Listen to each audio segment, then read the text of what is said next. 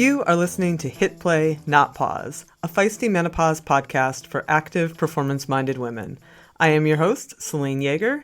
Each week, I bring you advice from athletes, scientists, researchers, and other experts to help you feel and perform your best, no matter what your hormones are doing.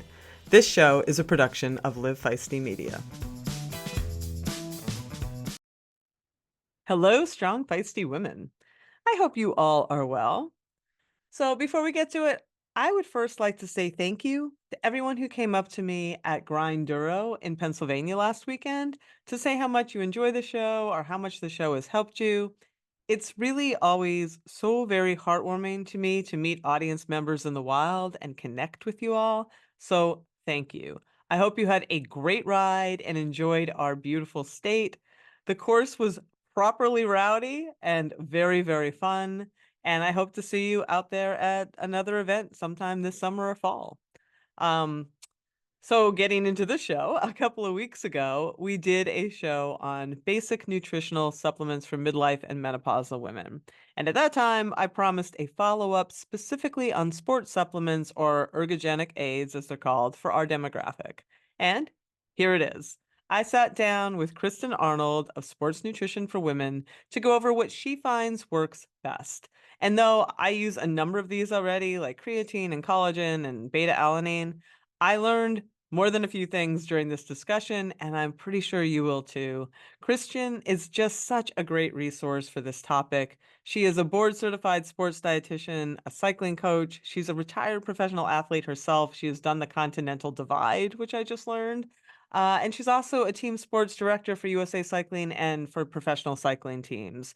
She has extensive, and this is really the most important thing and why I call on her for this. She has extensive experience with midlife women and has done research, her own research on improving postmenopausal women's health through nutrition strategies and counseling. So I hope you enjoy this one as much as I did. You can learn more about her and her work at sportsnutritionforwomen.com. I will put a clickable link to that in the show notes so you can check it out.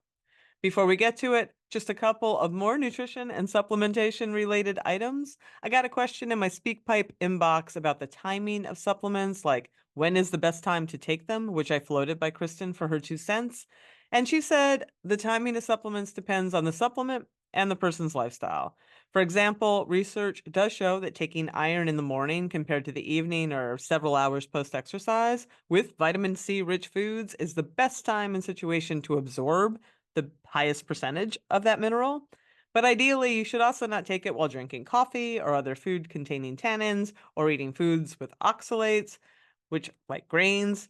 And all of that is common for us in the morning, right? We drink coffee, we drink tea, we're eating grains. And so it might just make the most sense in that situation to take your iron in the evening when you're not eating or drinking foods that could inhibit the absorption of it.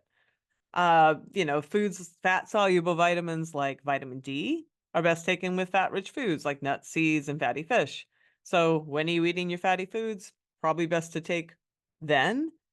But all that said, the really big important thing about taking supplements is consistency.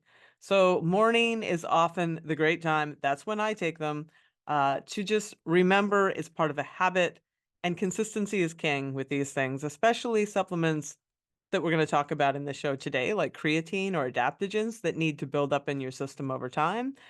So I hope that helps. I don't, we have this tendency to want to get super, super granular with some of this stuff. And I think that hitting the high notes is always the best strategy here and not making things more complicated than they need to be. I hope that helps. All right, very quickly before we jump into the show today, I also wanted to let you know that you can now enroll in our Feisty Fueled course, which is a tremendous resource if you want to deep dive into women's specific exercise, nutrition, and fueling. I know how long I flew blind and often screwed up my nutrition and my performance because they go hand in hand by restricting carbs and that kind of thing. So it is awesome that the team at Feisty has created this resource to help you avoid the same mistakes.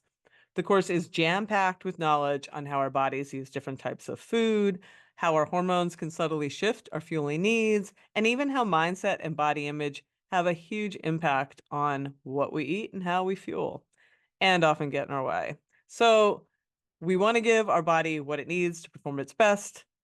Fueled covers all the bases there. You can sign up today and you have lifetime access to the course and opportunities to learn with a group of your peers and meet with experts to answer questions that come up while you are taking it. By the end of the course, you will be putting together a fueling plan that works for your lifestyle and goals. Last day to enroll is June 28th, so that is coming up quickly. Go to womensperformance.com/fueled to sign up. I will put a clickable link to that in the show notes as well. All right, enough of me. Let's have a few words about our awesome sponsors and get on with the show. Okay, Kristen, welcome back. We just saw each other in our membership, and here you are. I'm glad we're doing a podcast on this, though. We haven't done one Yes, ever, likewise. right? Ever. Not with you, Celine. Oh, So well, I see really you a lot. fortunate. Yeah, we see Yeah, each other on books and yeah, magazines all over the place. yeah. But yeah, no, I'm glad. I'm glad you're here. And refresh me. You do a lot of work with a lot of different athletes. How many women in this demographic? Like, is this a large percentage of your athletic population, or how many women in the menopause transition do you think you see? For my nutrition practice, I probably have, it is actually a large percentage. I would Mm. say up to 50%. Oh, wow. And me personally, I work with between 10 and 40 athletes in my private practice at any one time. Oh, wow. And then also coaching too. So, and that's been fun the last couple months. I actually have a few athletes I'm coaching right now for cycling that are just in the beginning of the transition. So they're experiencing a lot of the symptoms and the changes as I'm coaching them for cycling. So that's been a Interesting. fun project for me as well. Oh, yeah, it's great though. I mean, it's great that we're at that place where people can find coaches like you who we can have this open dialogue with and who that they're in that early stages, and then they know that they're in the early stages and what they might expect, and let's work with that, as opposed to everyone just flying blind and going, well, shit's going sideways, so I think I'll just quit. Which is what a lot of times happened. Yeah, absolutely. I do feel fortunate. Sometimes I can even see it in their training, but mostly the comments and the workouts and I feel really fortunate that I have this knowledge going into them and can set them up for success. That's so cool. That's really cool. Well, speaking of, let's talk sports supplements, because I mean, this will never not be a hot topic, I don't think. I've been in this business for 30 years and it's always been a hot topic. And it's funny, like some of the things that were hot in the beginning are hot again, and I think it will have staying power in the mainstream, like a creatine, I'm thinking, and other things just seem to sort of like come in and out of the ether, if you will. So it's good. This is a good topic to talk about. Also because there's just so much out there. There's so many. I mean, my God, if you walk into the supplement realm, there's just so much stuff, and how do you know and what do you know? So appreciate you coming in here to talk about this. Let's get right into it. And we did some of this in a membership session, and I thought, wow, this is so great. We should do a whole podcast on it. So, um, maybe just intro a little bit about like how you think about supplements and how you think this audience should think about supplements, and then we'll get into some of the specific ones. Great. Yeah. So, as a registered dietitian, one of our main tomes is food first. So, generally, when I'm working with somebody or recommending anything to do with health or performance, we check the boxes of, are you meeting your energy and macronutrient needs? Are you getting your valuable vitamins and minerals through a variety of whole nutrient dense foods? So once those boxes are checked, then we can look into supplements. And I mean, the definition of supplement is supplementation, supplemental, right? Like we're adding on to an already solid foundation. Yeah. Now, there are certain applications for supplements if someone's unable to get their nutrient needs met, if they have dietary restrictions or a health concern. That's a little bit different, but generally, we want them to be supplemental to already a good foundation with nutrition. Perfect. And then when we're talking sports specific supplements, and a lot of the ones we're going to talk about today are really for performance, like ergogenic aids, if you will. Um, what what they seem to, and correct me if I'm wrong, they seem to check other boxes than even just our normal vitamins and minerals, right? Absolutely. And what are we looking for there? Are we looking, I mean, I guess we're looking for things that help everything, right? Whether it be performance and recovery or whatever, but is it just supporting a body that is more active? Yeah, there are a few different kind of categories Okay. of supplements that would be helpful to break it down with.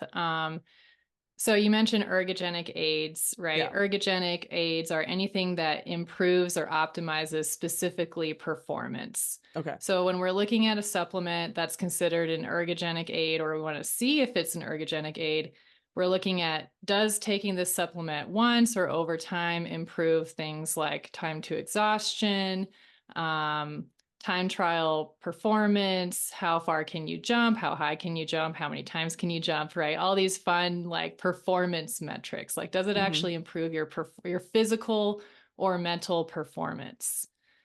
And so we have those, and then also indirect performance ergogenic aids, which they're not necessarily called ergogenic aids, but different supplements that help with recovery. Okay. So not necessarily that that supplement is helping you to perform in that moment, but does it help you recover for the next workout that ultimately your performance is improving over time? Gotcha. Perfect. So let's go into some of them. What are some of your favorite ergogenic aids for this population? So the first one I wanted to talk about is nitric oxide, I have used that. which Mhm. yes, nitric oxide is a compound that is a vasodilator. So that Okay. means it increases the volume of blood that can be pumped through the body and also nutrients and oxygen with that. Um, it's most commonly found in beetroot juice. So you can get like a nitric oxide supplement that's just nitric oxide. You can also get fresh beetroot juice or capsules of beetroot juice or powder of beetroot juice. So all of these, like I said, help with the delivery of nutrients and oxygen. And so there's studies showing that it can improve cognitive function and repeat sprint efforts. So those performance pieces, but also recovery and improving anything to do with inflammation. It has anti-inflammatory benefits, also oxidative stress, even things like mood and soft tissue health, which is most relevant for the peri-postmenopause population. So where for a younger population, we may use it exclusively for a performance benefit, there are additional benefits for Mm, peri-postmenopause as we're getting into that stage where we need to focus on improving overall chronic inflammatory markers. very cool. And this might be in the category of marginal gains or maybe not. A little in the weeds. I mean, if you read about some of what happens when estrogen declines in our endothelial response, as far as like our vessels opening and up and stuff, it the literature will tell you it might get we might get less responsive. Do you think that this can help mitigate some of that? Absolutely. Yep. Yeah. Um, yeah, so it can definitely help mitigate like the effects of having chronically low estrogen, as you mentioned. We know that that contributes to high chronic inflammatory markers such as interleukin 6, in that supplements with the nitric oxide and beetroot juice can help to lessen those effects. Hmm. Um, and anecdotally, I'll say too, like the athletes that I've recommended this to in peri postmenopause, some of them actually do have improved like soft tissue health and feelings, like they have less joint pain Hmm. and things associated with high volume training. And would you take this every day? Do you load it? Do you cycle it? Like, how do you usually use it in practice? For in the literature, it has been shown that even taking it one time can act as a Mm. vasodilator. Yeah, you So can feel it, I think. for Yeah. sure. Yeah. Yeah. And I know in the level up talk we did, I talked about like a lot of people that are peri and postmenopause now have blood pressure machines at Mhm. home. Mhm. Mhm. I And have you one. could I have 2. even, Yeah, totally. Or you could borrow one from Yeah. Celine, whatever Yeah, you there want to you go. do. But you could even test it yourself, like take 8 ounces and then check your blood pressure a couple hours later or 45 minutes later and see if it improves. Um, but so you can take it one time pre-exercise to, again, allow higher oxygenation. And then also there's studies showing that if you take it chronically over 8 to 14 days, that can help to improve markers of recovery. So Oh, either acutely or chronically has been shown to be beneficial. very cool. Um, Anything with the doses, or do you just go with whatever you are finding on the label? With the research I've seen, the recommended dosage is usually 8 ounces of fresh beetroot juice. And that's what most of the research has been done on is fresh Yeah. beetroot juice. So that's what I'm comfortable speaking on as far as Yep. like a nitric oxide supplement or a powder. It's going to be a bit more subjective in what we know the dosage is. Gotcha. Perfect. All right. Next up is Next up is going to talk about beta alanine. I like that one too. Yes. Honestly, this one, in the population that I work mostly with, which would be runners, trail runners, cyclists, and triathletes. So we have that endurance sports. This is one of, in my opinion, one of the most effective ergogenic aids we can take as far as improving actual performance with a supplement. So beta alanine is an intracellular buffer and increases muscle carnosine levels. We knew that women already have lower carnosine levels in their muscles compared to men. Tell So people what that supplementing, means. so the carnosine levels help to reduce acidity in the muscles. Okay. So they help to clear lactic acid. So when we have that buildup, that like acid feeling in our muscles, that's not actually lactic acid, it's hydrogen ions. Yep. And so when our body converts those hydrogen ions into lactic acid, that can form as a fuel source and is a positive loop for our Yep. muscles. Yep. So the better we can convert that hydrogen or that those hydrogen cells into lactic acid, the better our performance is going to be in those like repeat sprint efforts or even build up over time at thresholds, something that's pretty difficult, like a 9 out of 10 RPE, Mm-hmm. relative perceived exertion. Um, and so with that, when we take beta alanine over time, we can increase our body's total carnosine levels and therefore are going to be more effective at that positive loop. So this has been shown to be helpful for both anaerobic efforts like sprint training, but more like VO2 max, and then also things like time to exhaustion with time trials or anything that has a repeat sprint effort. So things like mountain biking as well, I think is highly applicable because yes, you might be riding for 10 hours, but you're also going to have to go up to VO2 max and above Yeah. that to get over certain features. So lots of Cyclocross. applications. Totally, for sure, Yeah. cyclocross. Yeah. That kind of Yeah. thing. Even Excellent. hilly running races. Yeah. No, that makes sense. And that I'm hearing that you want to build over time. Yes. So most of the studies have shown you want to take 3 to 4 grams a day for 4 to 10 weeks, and then a maintenance dose of 1 gram per day. Okay. So I would say whatever you're comfortable doing, but up to 4 grams a day and making sure you're taking it for at least 4 weeks. And ideally, it's paired with a pretty solid training schedule as well. So yes, it could help taking it outside of training, but really you want it paired with a pretty high intensity or high volume training plan for you. Doesn't have Yeah. to be high volume in general, right? But you do want to be taking it while you're training or competing. And it can cause a bit of pins and needles feeling for some people. Are pills less so than powders, or is it a dose response? Yeah, really good question. So you can find beta alanine in a capsule form in a powder. Sometimes you can find it also in a blend, like a protein powder will have beta alanine added to it. But yes, you can get like a tingling, itching sensation.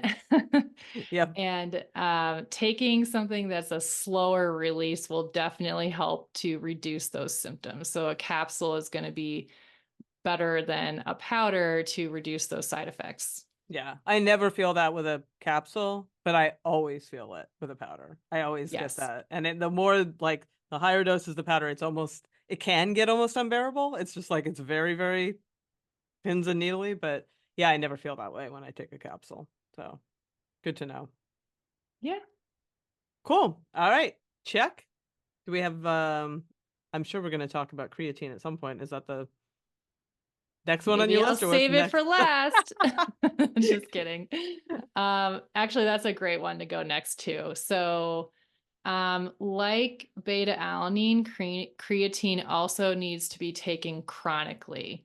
Okay. So that's important because I've seen quite a few supplements that just have creatine added to them.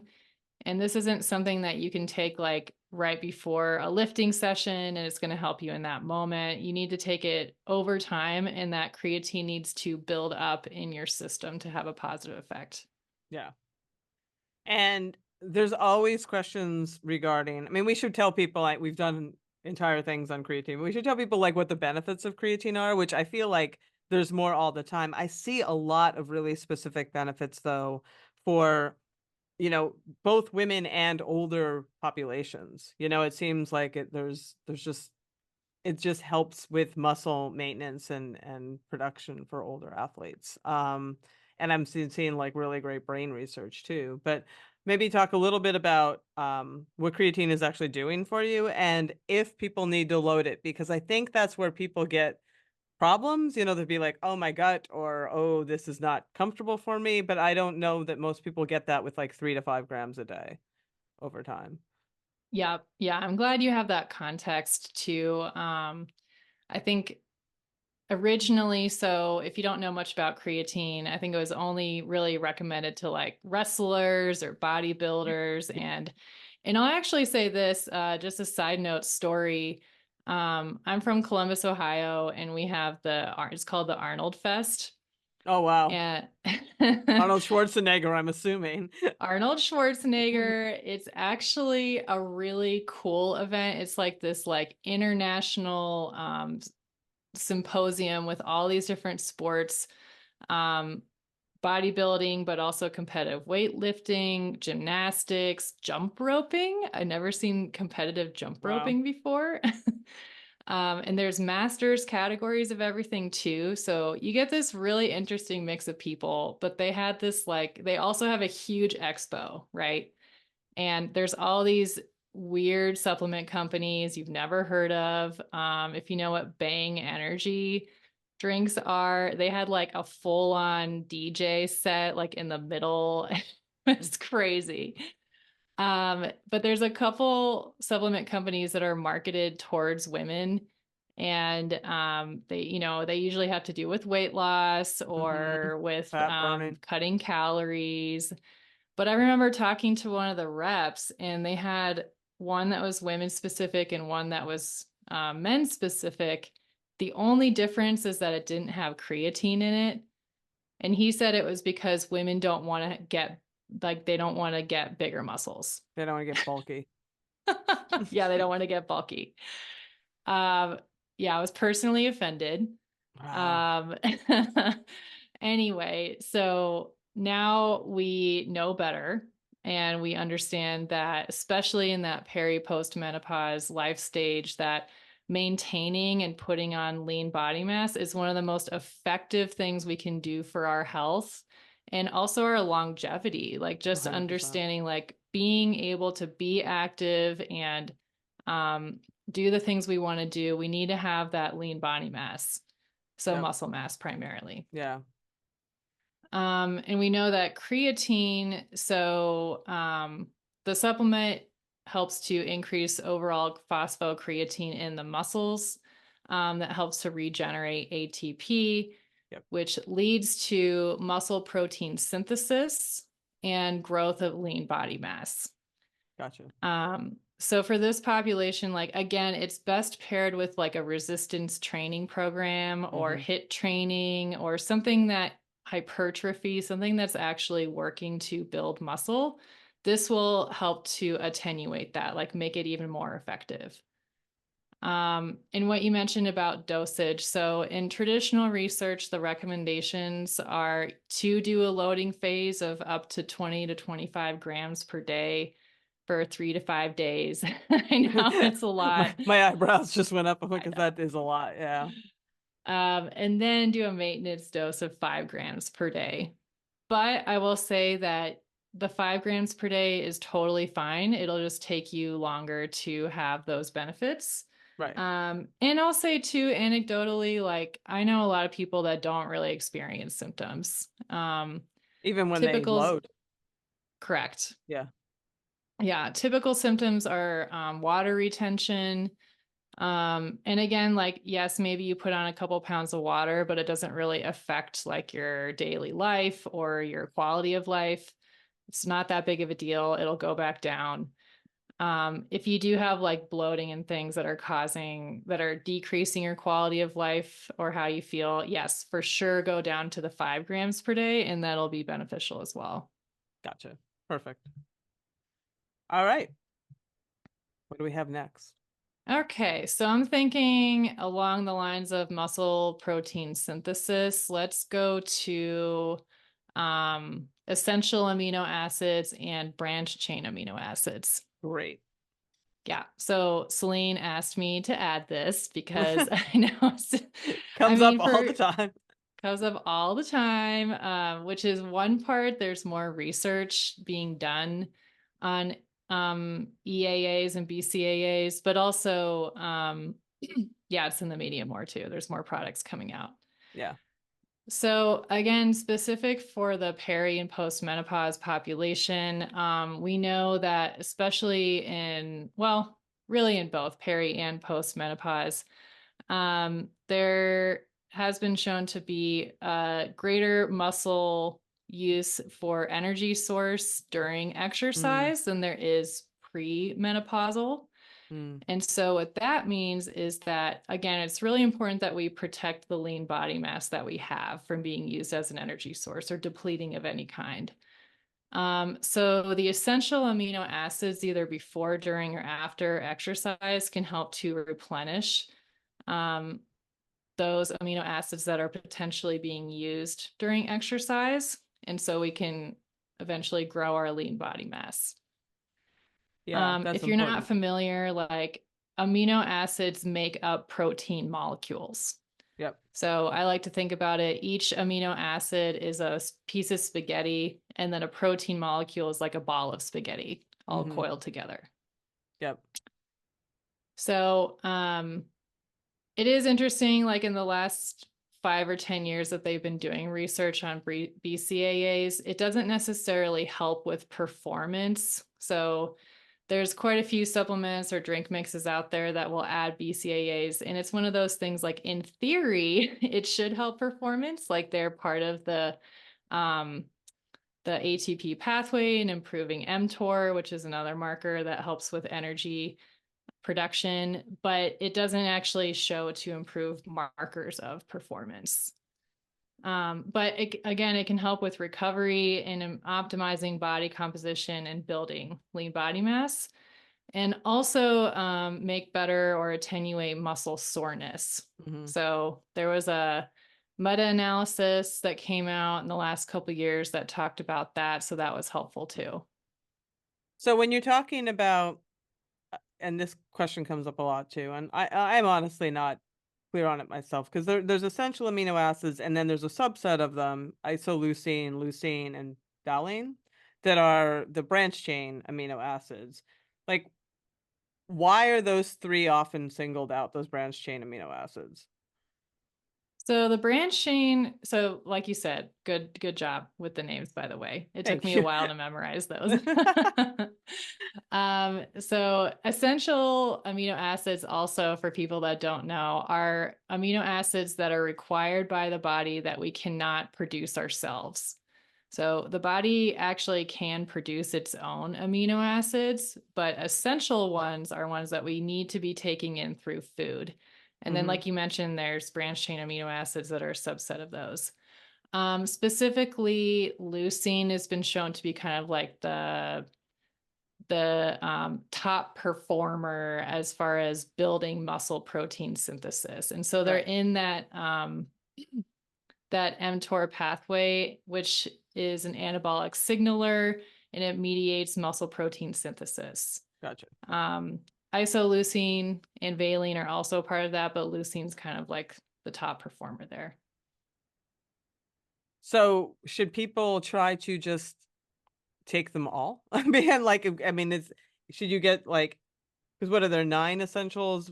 It should conceivably also include the branched chain amino acids, right? Is there I guess what I'm asking is you don't need like any wha for a while, let me rewind. For a long time, everybody was talking about branched chain amino acids, and then essential amino acids sort of entered the conversation around that because I guess because they include branched chain amino acids and you need all of them. Should somebody just, if they're interested in this, take a quality essential amino acid product that also has those branched chain amino acids because it would anyway, right?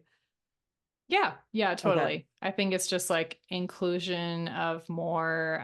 There's more studies showing that the the more comprehensive profile of amino acids can be helpful, and that also again like we're losing those specific amino acids in that peri post menopause around our exercise. right, right. That makes sense. And are there cognitive benefits to using any of these?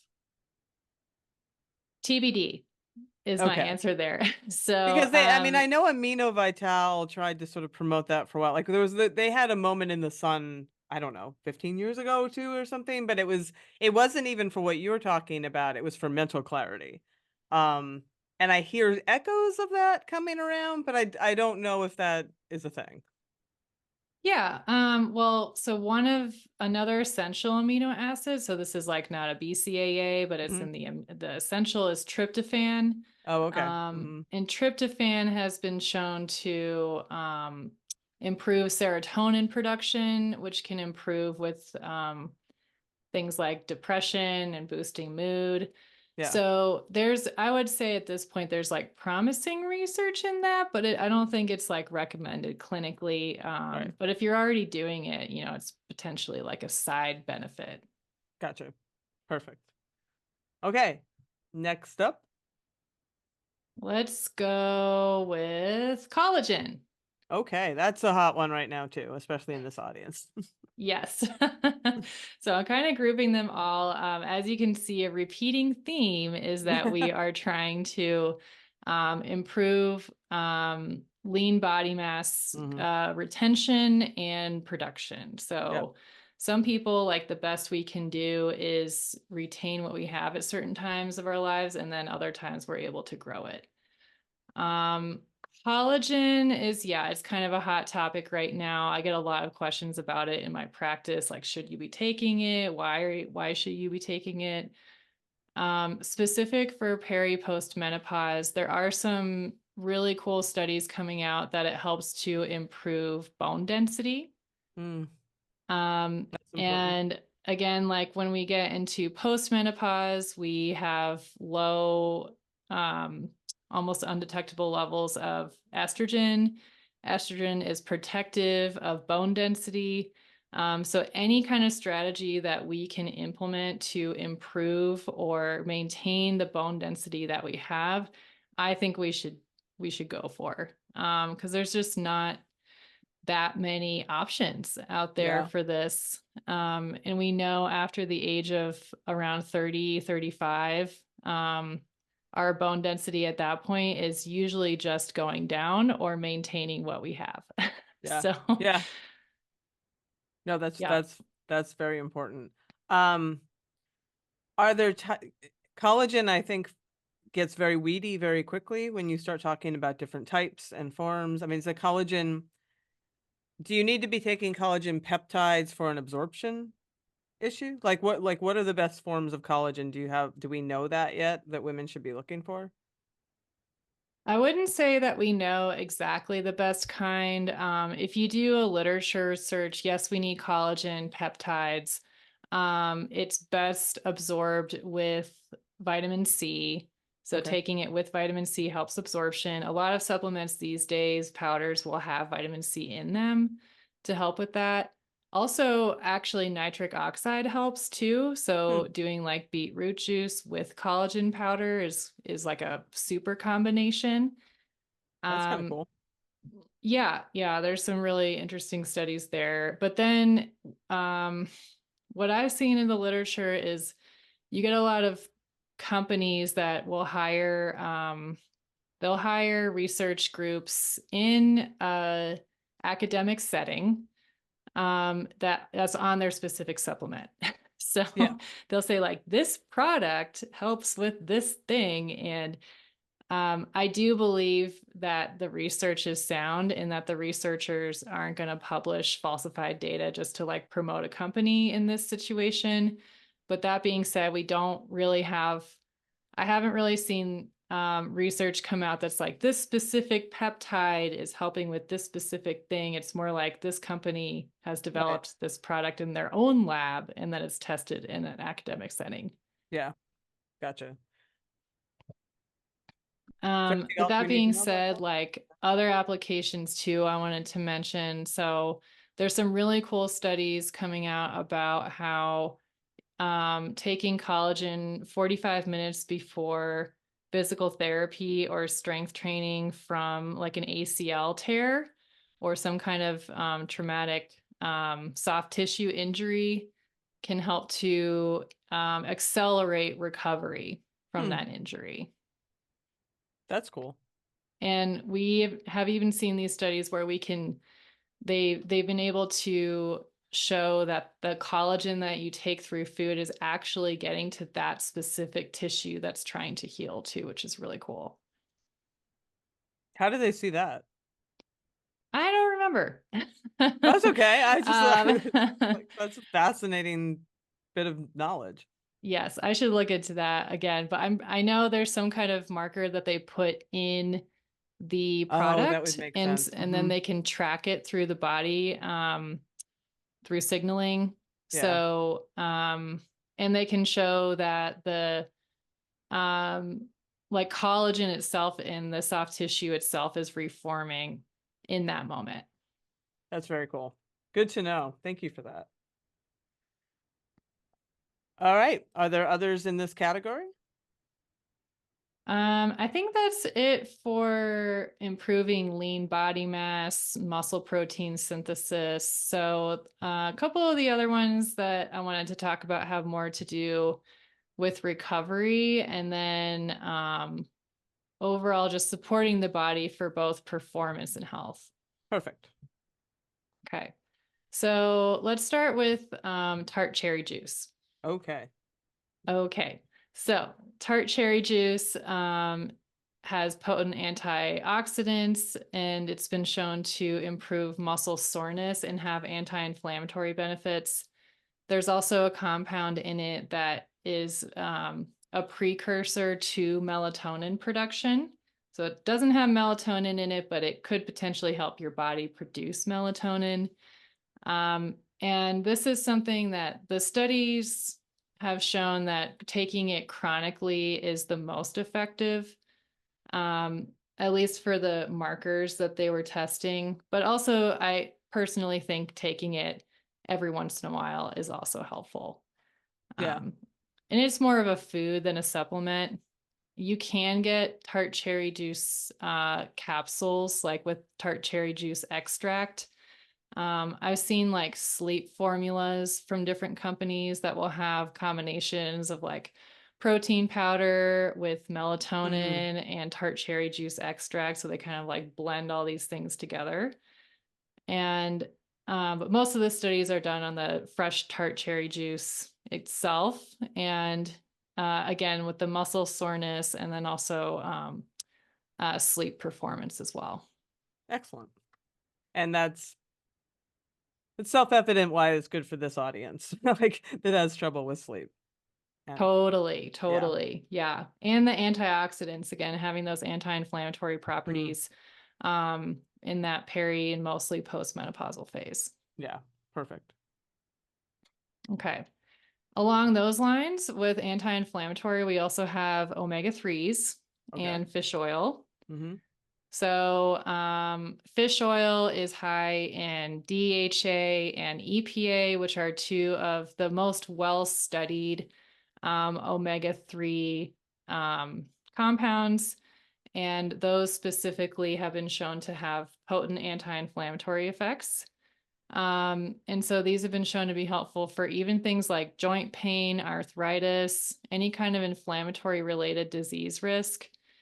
When I was in grad school, my primary investigator, like my advisor, primarily worked in actually bone disease prevention and treatment. And she did quite a few studies published on omega-3 supplements.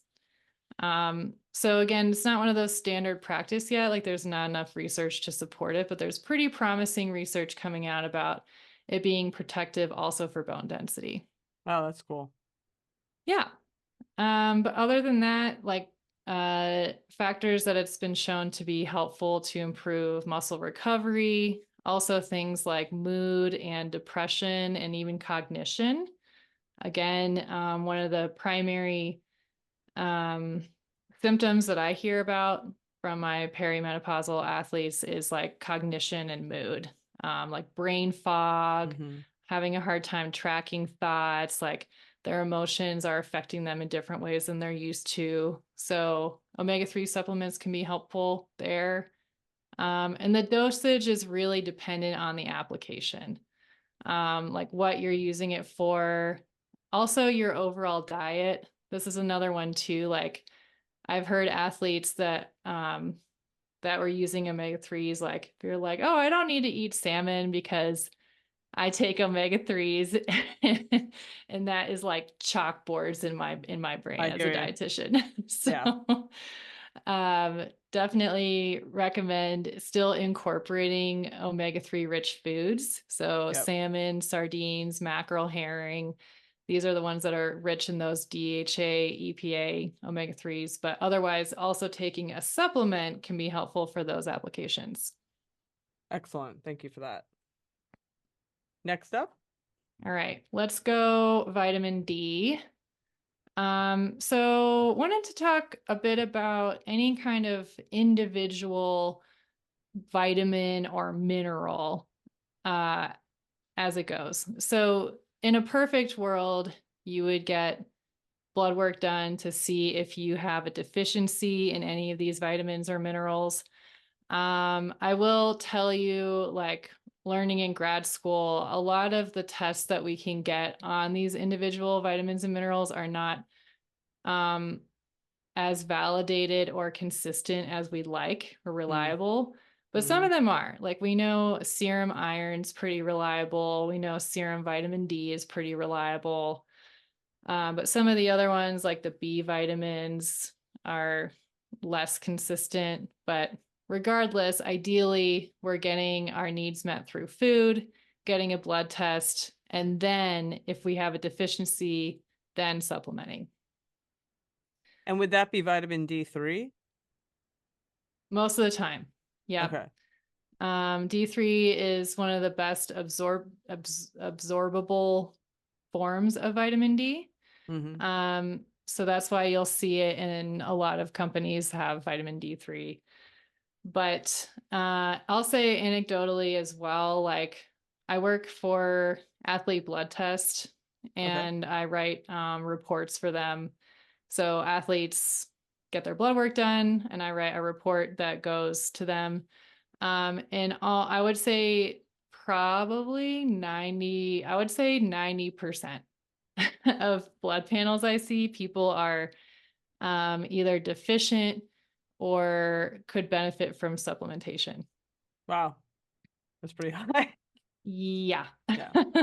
I mean, So I and I think think that's, there's no reason not to take D, right? Like it's so safe and it's cheap. and it's small and it's easy, like, I don't see any reason to not take that. Totally. Yeah. Yeah. I've never seen um I've never seen a blood panel with somebody having like above the reference range. Right, right. Yeah, I mean, I just take it as a matter of course, and actually, um, I won't mention names, but I stopped taking it to try a product that was a cream, and it Oh, did okay. I didn't absorb that because, like, I could s my levels went down just in that little period of time that I wasn't taking my usual supplement and was just using this cream instead, so I think they discontinued the cream, but because other people probably found that too, but I now just, I just take it every day, and it just has kept my range, like, whenever I get it done, it's fine. Totally. Yep. I mean, there is an upper limit to anything as far as dosage goes, but taking like 1,000 IUs a day is going to But be that's what I helpful take. for pretty much Yeah, everyone. yeah, Yep. perfect. Um, so yes, ideally you're probably recommended to take it. And then vitamin D, I think vitamin D is a good example of a supplement where at some point we figured out that um, it plays some part in almost every metabolic process in the body, right? Yeah. Like metabolism, brain health, cognition, Immunity, it came um, up so many times during the COVID, days. totally immunity, even like liver function, like Mhm. all of these factors. And so we were like vitamin D for everything, vitamin D all the time. But now we know that some of the direct applications don't have as much effect as we thought. Yeah, Um, I feel like creatine is going to be similar. Like right now, there's so many promising things that it could do, and we're going to figure out more specifically what its application is for. But again, it's also just we know it's helpful, so you should right. consider And taking it bone in your health, I mean, we shouldn't discount vitamin D for D3 for bone health, right? Like, absolutely. it helps with our bone maintenance, which we need. Yep. Yeah, that's funny you mentioned that because my mother-in-law actually texted me this morning about a vitamin D supplement recommendation because she had it recommended by her doctor. Wow, Yeah, and there we have it. there we have it. So along those lines of vitamins and minerals, also wanted to talk about iron. Yep, So we know that iron deficiency is 5 to 7 times more likely in female athletes compared to male athletes. One of the main reasons for this is that uh, premenopausal, we have menstrual cycles, or perimenopausal, you have less frequent, but you still have them. yep, Um, and so losing blood every month will also lose iron. So you're more likely to be in iron deficiency.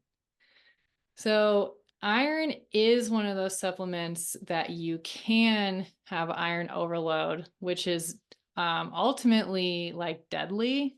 So it's very important, in my opinion, unless you have something like dietary restrictions, which prevent you from meeting your daily iron needs through food, or you're in a high impact sport where you're losing red blood cells and iron through your activity. So, like running, especially ultra running or mm, road running, or you have a really heavy menstrual cycle. So those would all be examples of situations where you probably would benefit from taking one, even if you didn't get a blood test. But usually you'd want to get a blood test to see where your serum iron and your stored iron ferritin is at, and then consider supplementation. perfect. Yeah, no, that's very good advice. And then, of course, post-menopause, our RDA goes down, so it's not to say it can't be a problem, but you should definitely not just as a matter of course supplement iron, especially at that point. Totally. Yep. Yeah. All right. And last but not least on my list is adaptogens. Okay. And adaptogens, so you might have heard of ashwagandha or Mhm. rhodiola or lion's mane or Mhm. cordyceps, like some of these like sexy mushrooms that are coming out. They're getting a lot more research, which is awesome. And what they are, they're compounds that are specific, that are found in specific plants. So we know they're in specific plants, and they're compounds that affect the central nervous system, and they are considered to be stress response modifiers. Okay. So they help to lower overall stress on the body, can help with stress management, things like insomnia. There's studies showing that it can improve things like generalized anxiety disorder. So that's like pre-diagnosed anxiety. Mm-hmm. But again, these need to be taken chronically. It's a compound that needs to build up in the system. And a top tip for adaptogens for me is I usually recommend like taking a specific one and with the recommended dosage rather than getting a blend. Mm-hmm. Mm-hmm. So you Yeah, know what's working? Is that what? exactly. Yeah, Yeah. or more likely to work. Um, you see a lot of like Oh, you mean a mood blend where you booster don't sub even know how much you're taking of anything? that too. Yep. Yeah. Yeah. There's a lot of that. There's a lot of that. Yeah, I mean, I recommend that too. I usually recommend it just because what I see is people just start taking everything and then they don't know what's doing what, right? So at least just like introduce something and give it a little shot and see how you feel. And, then either stop taking it if it's not helping you or, take something else. But when you start throwing the kitchen sink at everything, it can be really hard to say, like, what is happening, what's making you feel what. Yeah, absolutely. That's like great advice for this podcast in general. Like if you're coming away and you're like, okay, I have my list of 12 things I'm going to start taking. Right. Probably Yeah. start taking one at a time. Yeah. No, I would totally agree with that. And then I guess, like, let's just wrap up with, where do you, I mean, I know my sources. I'll go to Consumer Labs, I'll go to Examine, I'll go to LabDoor, what I mean? Because you don't want to just buy, there's so much garbage. You want to make sure you're not buying garbage. Like, what do you advise people when they want to buy supplements that are actually what they say they are and are well tested? Like, what are your resources for people? Yeah, I love Consumer Labs. I love examine.com. Examine.com is free, which is nice. Yeah. Consumer Lab has like a paywall at some point with certain things. But also, I mean, even the USADA website, so United States Anti-Doping Administration, WADA has a website. So if you're in a sport that requires or has mandatory drug testing, those products will be um, on that website that are tested. Not comprehensive. They don't have everything on there. It's not like updated all the time, but it's still a decent resource. But the main ones I recommend is make sure any product you're taking has some kind of third-party certification. Um, and the best ones that I'm aware of are informed choice. Okay. So it says informed choice. There's also informed sport, which is the same, but it also tests for banned substances in sport. Um, and then also NSF. So there's NSF, which tests for purity. So making sure it says what it has, what it says it has in it.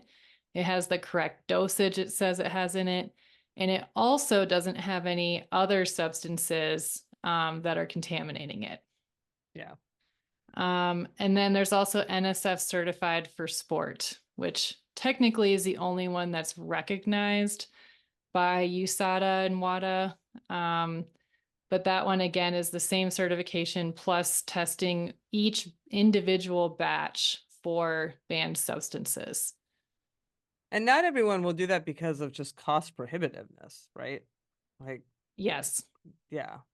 Yeah. Especially if you get into the ones that are tested for sport, those can get expensive. I would say personally, like products that are NSF certified don't are not cost prohibitive. But I will say, like, to warn the audience, there are so many fake certifications out there. Like Mm. I remember I talked to this one company, they were trying to get me to promote them. and they had like 4 different seals on their bottle. They're seals, right? They have like a little circle with like Mm. text and a little image. And you're like, oh, I've never heard of this certification before. They're like, oh, yeah, we made it up. No. Wow. Okay. 2 points for honesty, but wow. Okay. Who? Yeah. So, like, even if you see some kind of seal on a package, it doesn't mean it's actually third party tested or has any form of purity testing. So, it's just really important that you look for that. And there's so many brands coming out all the time because the margins are just so big on for Yeah. profit for these companies. Like, they can pay, 2 cents a capsule and they're making, like $1 or $2 a capsule. Like it's like 1,000%. Wow. Yeah. I mean that um, we're seeing that in sort of like the menopause supplement space in general. It's um and it's not necessarily anything that you couldn't get less expensively, but it gets marketed as something boutiquey, and all of a sudden you're paying so much more, and it's just like, well, that's just creatine or protein, so it's like you really have to um be an educated consumer, right? In this space. Absolutely. Yeah. Like a good story I had recently is I had a client who was taking an iron supplement. It was only 10 milligrams on the package, which is like a premenopausal women's daily value. So it's really not a high amount, but her iron levels were high, like above the recommendation. And she's vegan also. So, Right, her and there diet wasn't isn't. any like medical reason for her to have high iron. So I'm pretty confident, like whatever the supplement she was taking was like way above 10 milligrams. Yeah. Yeah. So that's just an example of how like you think you're taking one thing, you got it from a health store, like you think it's legit and it's really not. Like even something that's on the shelf at a grocery store, that there's no reason that that is any more pure or less pure than getting it from the internet. Yeah. No, for sure. Yeah, and those are all good points. Well, is there anything that was all awesome? Is there anything that we have not talked about, or just generally that you wanted to leave the audience with, or do you think we've covered it here? Yeah, I would say the takeaways. If I had to have the audience come away with one thing, one, yes, make sure they're third party certified. Super, super, super important. Know the application of why you're using it. And I liked, Celine, that you mentioned to take one thing at a time to see if it's working for you. So rather than throwing everything against the wall, like knowing what the application is for you and then considering there. Perfect. Well, thanks again. I really appreciate it, and we'll come up with some more topics to talk about next time. Yes, thanks so much, Celine. Well, that's our show. Come on back next week when I sit down with pelvic health physical therapist Dr. Jocelyn Wallace to talk all about how to recover and get back into action after hysterectomy, myomectomy, and other surgeries that can have consequences that the medical profession doesn't always prepare us for. So come on back for that. And until then, as always, stay feisty.